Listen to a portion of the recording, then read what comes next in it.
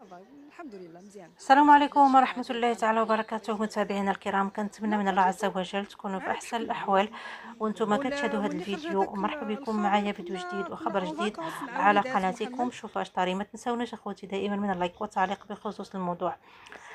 الممثلة المغربية آمال الصقر كترد على الخبر الطلاق ديالها من مسلم. خليكم معايا خوتي حتى الأخير باش تعرفوا التفاصيل وشنو قالت آمال الصقر في واحد اللقاء صحفي واللي فرقعات فيه رمانة. خليكم معايا خوتي حتى الأخير باش تعرفوا التفاصيل.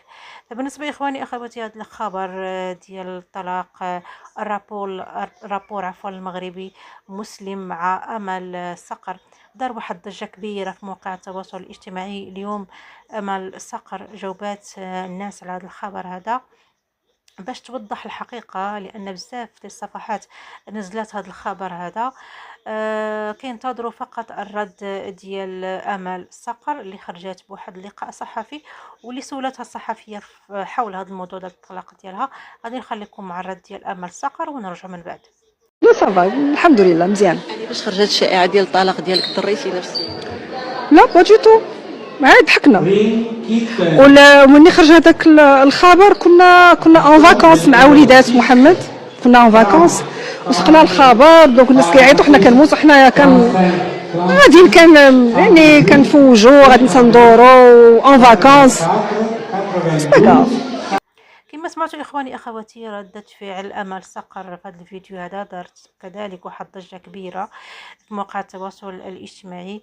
كتقول امل صقر انها فسمعت الخبر كانت مسافرة، هي والزوج ديالها رابور المغربي مسلم، وكان معاه كذلك وليداته. وفاش سمعوا الخبر بداو تيضحكوا.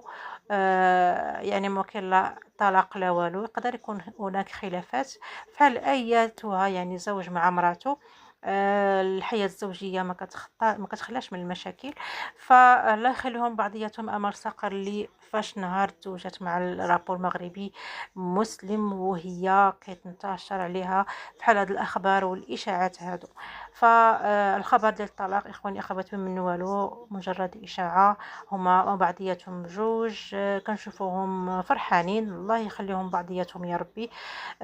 بهذا احبائي كنكون وصلنا الى نهايه الفيديو، في انتظار اخبار جديده. فما تنساوش لايك والبارطاج ديال الفيديو، واللي ما اشتركش في القناه يشترك في القناه ويفعل زر الجرس باش دائما توصلوا ما هو جديد. والسلام عليكم ورحمه الله تعالى وبركاته.